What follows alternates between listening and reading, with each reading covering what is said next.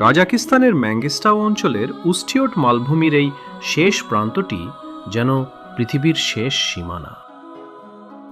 আয়তনে বাংলাদেশের চেয়েও প্রায় 1.5 গুণ বড় এ মালভূমিটি একসময় ছিল প্রাচীন টেথিস সাগরের তলদেশ। দেয়ালের মতো দাঁড়িয়ে থাকা এই কয়েকশো ফুট উঁচু পাহাড়গুলো আসলে আলাদা কোনো পর্বত নয়, বরং উস্টিয়ট মালভূমির সমতল অংশ, যা মূলত প্রাচীন টেথিস সাগরের বিশাল জলরাশি সরে যাওয়ার সময় তৈরি হওয়া এক প্রাকৃতিক স্থাপত্য বা ক্লিফ। উস্টিয়ট মালভূমির এই কয়েকশো ফুট খাড়া ক্লিফগুলো সরাসরি নিচে নেমে মিশেছে বিস্ময়কর বোজজিরা উপত্যকায়। কাজাক ভাষায় বোজজিরা অর্থ গ্রে ভ্যালি বা ধূসর উপত্যকা।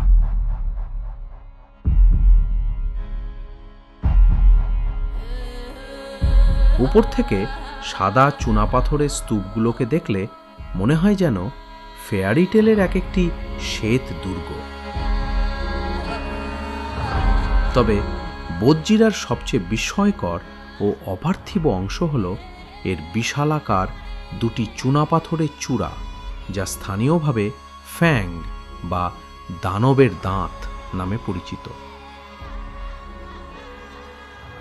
দিনের কড়া রোদে সেগুলো ধবধবে সাদা আর রূপালি দেখায়, কিন্তু সূর্য যখন দিগন্তের নিচে নামতে শুরু করে তখন চারদিকে তামাটে, গাঢ় কমলা আর সিঁদুরে লাল আভা ছড়িয়ে পড়ে।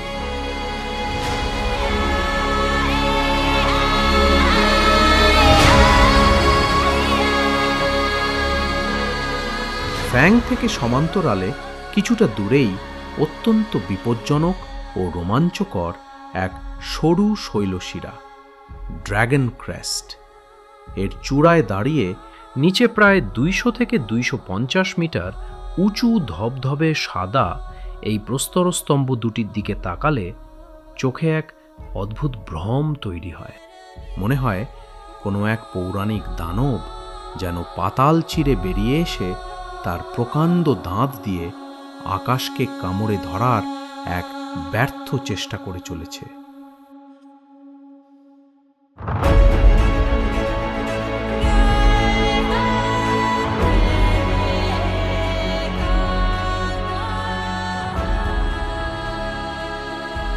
বোজজিরার এই অংশের ল্যান্ডস্কেপ এতটাই রুক্ষ, নির্জন এবং জ্যামিতিক যে একে দেখলে পৃথিবীর অংশ মনে হয় না।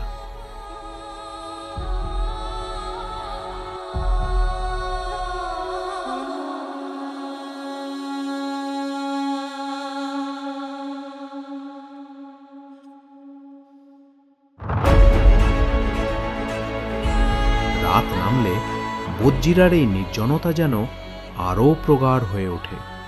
চারপাশের সেই নীরবতাকে তখন প্রায় স্পর্শ করা যায়, আর সেই নিস্তব্ধতায় বোজজিরার আকাশে ছায়াপথ বা মিল্কি ওয়ে এতটাই স্পষ্ট হয়ে ওঠে যে মনে হয় হাত বাড়ালেই বুঝি তাকে ছোঁয়া যাবে।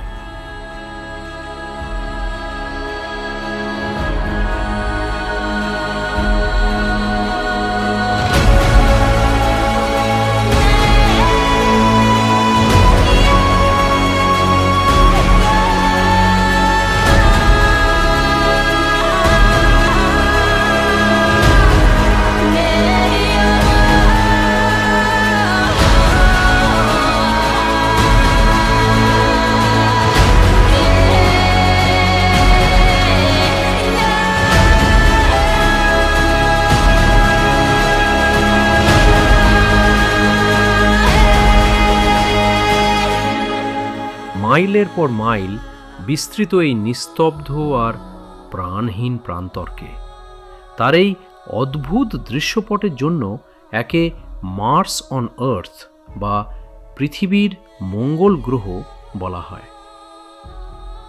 যে রুক্ষতা আজ আমাদের চোখে মঙ্গল গ্রহ মনে হচ্ছে, কয়েক কোটি বছর আগে তা ছিল সাগরের অতল তলদেশ। পানি সরে গিয়ে আজ এখানে পড়ে আছে শুধু চুনা পাথরের কঙ্কাল আর বিস্তীর্ণ ধূ ধূ প্রান্তর।